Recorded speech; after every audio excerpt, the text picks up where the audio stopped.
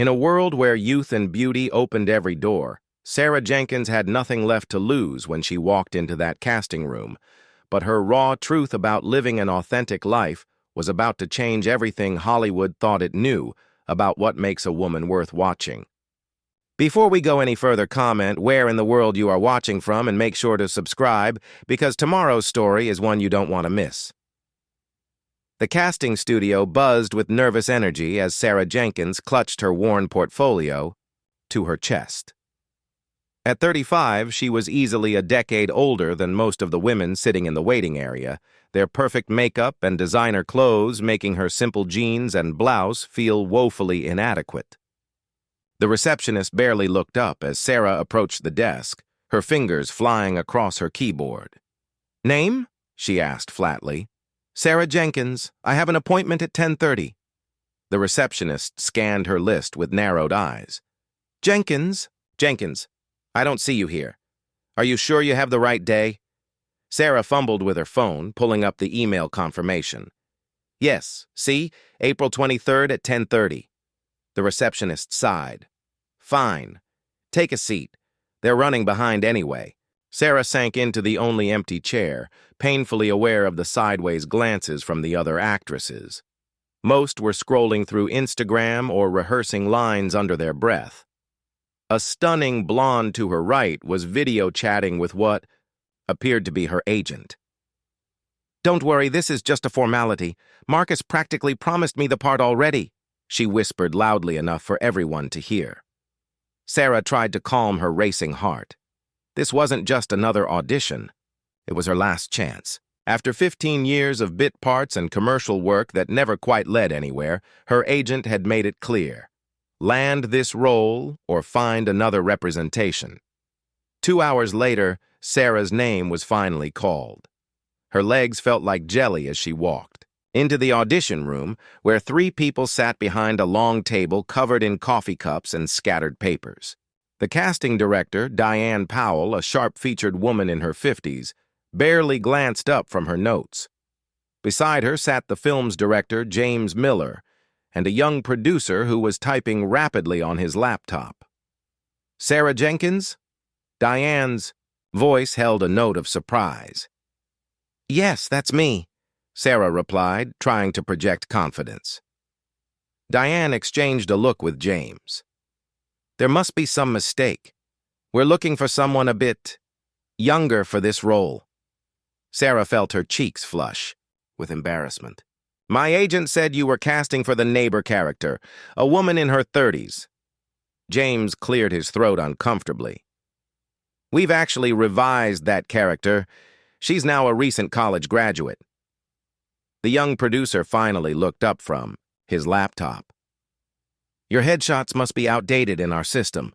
Sorry for the confusion, but we won't be needing to see your audition today." Diane was already looking down at her papers again. "Send in the next person on your way out, please." Sarah stood frozen, humiliation washing over her as she realized she'd just been dismissed without even a chance to read. Sarah felt something snap inside her. 15 years of rejection, of being told she was too tall, too short, too old, too young, not pretty enough, not plain enough. All of it crystallized into a moment of perfect clarity. Instead of walking toward the door, she stepped forward. "Actually, I'd like to read for you." Diane looked up, irritation clear on her face. "Ms. Jenkins, we've already explained." Sarah cut her off. "Just 1 minute of your time. That's all I'm asking." James sighed but nodded slightly. "Fine. 1 minute." Sarah set down her bag and straightened her shoulders. She didn't pull out the sides they'd sent her agent. Instead, she looked directly at them and began speaking from her heart. "I'm not going to read the lines you've prepared. Instead, I want to tell you about Ellen." The 3 people exchanged confused glances. Ellen is 35. She's been working at the same job for 12 years. She's overlooked for promotions because she's not flashy, doesn't play office politics. But she's the one who stays late, who knows how to fix the copier when it jams, who remembers everyone's birthdays. Sarah's voice grew stronger. Ellen has laugh lines. She has a scar on her knee from falling off her bike when she was 10. She has stories etched into her face. Real stories, not Instagram filters. Sarah took a step closer to the table, her eyes intense. Your script is about authenticity, about finding truth in a world of pretending. Yet you're sitting here ready to cast another perfect-looking 22-year-old to play a role she has never lived. The room had gone completely still. Even the producer had stopped typing. Sarah delivered her final line with quiet conviction. If you want someone to pretend to know what it means to have lived, hire any of those beautiful girls outside. But if you want someone who can show your audience what it actually looks like to survive disappointment and still find joy in an imperfect life, then I'm already standing right in front of you. The silence that followed was deafening. Diane's pen had frozen mid-air. James was staring at Sarah with an expression of stunned reassessment. The young producer had closed his laptop. For 5 long seconds, no one moved. Then James slowly pushed back his chair and stood up. That wasn't in the script, he said quietly. Sarah braced herself for another rejection. No, it wasn't, she admitted. James exchanged a look with Diane. But it should have been. He extended his hand. We've been approaching this all wrong, haven't we? The neighbor character, she's the moral center of the film. She needs to have actually lived. Diane was nodding now, her eyes appraising Sarah with new interest. Can you come back tomorrow? We'd like to rewrite some scenes with you in mind. 3 months had passed since that fateful audition, and Sarah Jenkins still found herself pausing, occasionally to marvel at how dramatically her life had changed. Sitting in her trailer, a real dedicated trailer with her character's name Ellen Murphy emblazoned on the door, she ran her fingers over the well-worn pages of the script that had been revised multiple times to expand her role. The simple neighbor character that she'd originally auditioned for had evolved into a complex, nuanced woman with her own compelling arc that paralleled the protagonist's journey. Sarah knew that none of this would have happened if she hadn't found the courage to speak her truth that day. The morning sunshine filtered through the small window of her trailer, casting a warm glow over the modest space that had become her second home. Production was already in its 7th week, with another 3 to go. Sarah's phone buzzed with an incoming text from her agent, Marcus. Just got another script requesting you specifically. They loved your audition tape from the chemistry read, "This is just the beginning." She smiled, setting down her phone beside her coffee cup. For 15 years, she'd been chasing roles. Now, somehow, roles were beginning to chase her. Outside, the production lot buzzed with activity. PAs darted between trailers with walkie-talkies pressed to their ears, script supervisors huddled over notes, and lighting technicians adjusted equipment for the day's first scene. From her small window, Sarah could see the craft services table being set up, crew members grabbing coffee and pastries to fuel the long day ahead. It was a world she had glimpsed only fleetingly throughout her career, usually as a day player with a handful of lines at best. Now she was part of the rhythm of this production, a vital cog in the storytelling machine. Sarah reached for her makeup mirror, examining her face with a new sense of appreciation. The laugh lines around her eyes that had once made her feel insecure now seemed like badges of honor. The subtle streaks of gray at her temples that her previous agent had insisted she color were now left natural at director James Miller's request. Ellen wouldn't dye her hair, he'd explained during their character development sessions. She's someone comfortable in her own skin. The irony wasn't lost on Sarah. She had finally landed a significant role not by disguising her age, but by embracing it. A knock at her trailer door interrupted her thoughts. 15 minutes to set, Miss Jenkins, called a production assistant's voice. They're setting up for scene 42. Sarah acknowledged the call with a thank you, reaching for her script to review the scene one final time. Scene 42. The confrontation between Ellen and the film's protagonist, Maddie, a young woman trying desperately to maintain the illusion of a perfect life while everything crumbled around her. It was a pivotal moment in the film where Ellen finally breaks through Maddie's facade with hard-earned wisdom. As Sarah reviewed her lines, she reflected on the journey that had brought her character to this point in the story.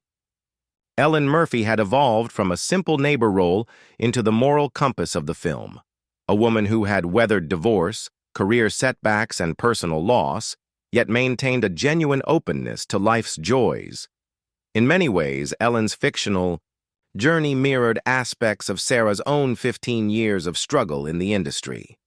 James and Diane had spent hours interviewing Sarah about her experiences, weaving threads of her real-life perseverance into Ellen's character. "The audience will feel the authenticity," James had insisted. "You can't fake that kind of emotional truth."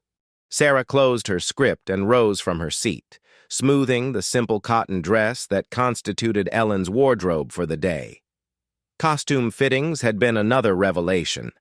After years of being squeezed into outfits meant for younger bodies, or dealing with pins and clamps to make sample sizes work, Ellen's wardrobe was designed with Sarah's actual body in mind. The costume designer, Renata, had created a whole aesthetic for Ellen that was comfortable yet visually distinctive, practical yet feminine. "No more pretending women over 30 don't have curves or history written on their bodies," Renata had declared during their first fitting session. "Ellen dresses for herself, not for the male gaze." Stepping out of her trailer into the California sunshine, Sarah nodded to crew members as she made her way toward the set, a meticulously constructed apartment interior on Soundstage 4. Several people called out greetings or offered encouraging smiles. This, too, was new. Throughout her career, Sarah had often felt invisible on sets, another interchangeable face in the background. Now she was a respected presence, someone whose input was valued and whose performance was anticipated, with excitement rather than indifference. Inside the soundstage, the temperature dropped noticeably as the powerful air conditioning combated the heat generated by the lighting rig. James was deep in conversation with the cinematographer, discussing a particular tracking shot they had planned. When he spotted Sarah, he waved her over. "There she is. Listen, Sarah, I was thinking about Ellen's response in this scene. The line about happiness being a practice, not a destination. I think there's room to make that even more impactful. Any thoughts?" This, perhaps, had been the most profound change in Sarah's professional experience. For the first time in her career, a director was actively seeking her input, valuing her perspective on the character she portrayed. In previous roles, she had been expected to deliver lines exactly as written, a replaceable component in someone else's vision. Now, she was a collaborator, helping to shape the emotional landscape of the film. "Actually, I was thinking about that last night," Sarah replied, opening her script to show him notes she had scribbled in the margin. "What if Ellen doesn't deliver it as advice? What if instead it comes from a place of vulnerability, like she's still trying to convince herself of this truth even as she shares it?" James's eyes lit up. "Yes, that creates so much more dimensionality. Ellen isn't just dispensing wisdom from on high. She's still in the struggle herself." He turned to the script supervisor. "Let's adjust the blocking on this. I want to see Sarah and Maddie sitting side by side on the couch, not facing each other. Two women at different stages of life, both still figuring it out." The script supervisor nodded, making the notation. As the crew finalized lighting and sound checks, Sarah took her position on set, taking in the details of Ellen's apartment, a space that reflected a life fully lived. The production designers had created a home filled with meaningful artifacts, bookshelves lined with well-read volumes, walls adorned with art collected over decades, surfaces holding photographs of friends and family. There was nothing generic about Ellen's living space. Every item told a story of a woman with passions, relationships, and history. It was the antithesis of the sterile, Instagram-perfect environments that dominated so many contemporary films. Maddie's actress Zoe Chen, a rising star in her mid-20s, joined Sarah on the set. Despite their age difference, they had developed a genuine bond during production. "Ready to make me cry again?" Zoe asked with a smile, referring to their previous scene together, which had ended with both actresses in tears after an emotional exchange. "James says you're changing the approach on the happiness line. Just exploring a different angle," Sarah explained. "I think Ellen is still working through her own philosophy even as she shares it." Zoe nodded thoughtfully. "That makes sense. No one has it completely figured out, no matter their age." She paused, lowering her voice. "Can I tell you something? I've learned more about acting from watching you work these past weeks than in 4 years of drama school.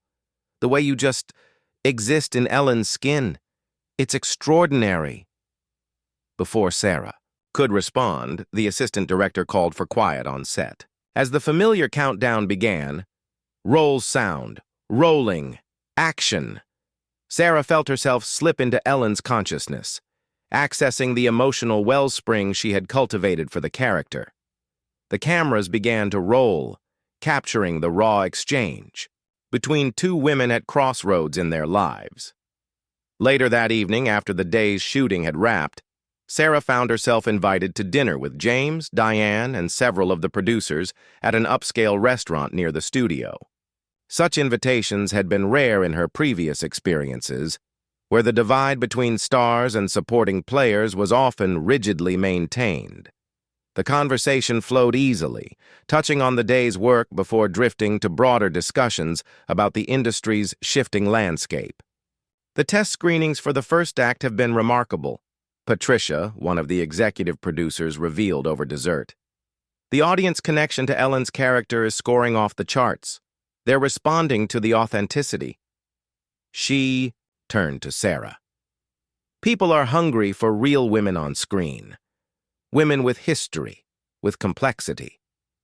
Diane, who had initially been so dismissive at Sarah's audition, raised her glass in a toast. "To Sarah, who reminded us what we should have known all along, that lived experience translates to compelling storytelling." As the evening wound down, Sarah declined a ride back to her apartment, preferring to walk the few blocks in the cool, night air to process the day's events. Her phone buzzed again, another message from Marcus. "Call me tomorrow. The studio behind the Ferguson project wants to meet with you. Lead role potential. They've completely reconceived the character after seeing your dailies from this film." Sarah paused under a streetlight, the reality of her changing circumstances washing over her. For 15 years, she had pushed against a system that had tried to convince her that her value diminished with each passing year. She had weathered countless rejections, fought against typecasting, and struggled to maintain her artistic integrity in an industry that often treated actresses as disposable commodities.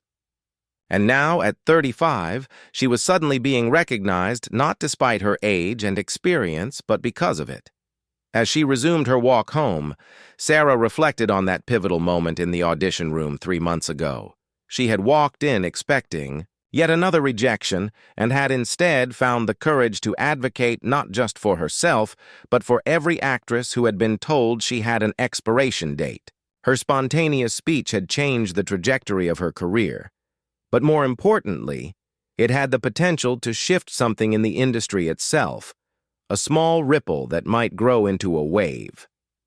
Back in her apartment, Sarah kicked off her shoes and settled onto her couch, opening her laptop to review the scenes scheduled for tomorrow. On her coffee table lay a stack of new scripts her agent had sent over. More roles, more opportunities than she had seen in years. But beyond the professional validation, what moved Sarah most was the thought that somewhere, a young actress might see her performance as Ellen and recognize that her own journey didn't have to follow a predetermined path dictated by an industry's narrow perceptions of female value. Sarah closed her eyes, allowing herself to fully absorb the profound shift in her reality. Tomorrow would bring another day on set, another opportunity to bring Ellen Murphy to life with all the depth and nuance the character deserved. But tonight, in the quiet of her apartment, Sarah Jenkins finally felt that her own life, with all. Its struggles and disappointments, its resilience and hard-won wisdom, had been not just worthwhile, but essential to the artist she had become. The path that had seemed so frustratingly circuitous had in fact been leading her exactly where she needed to go all along.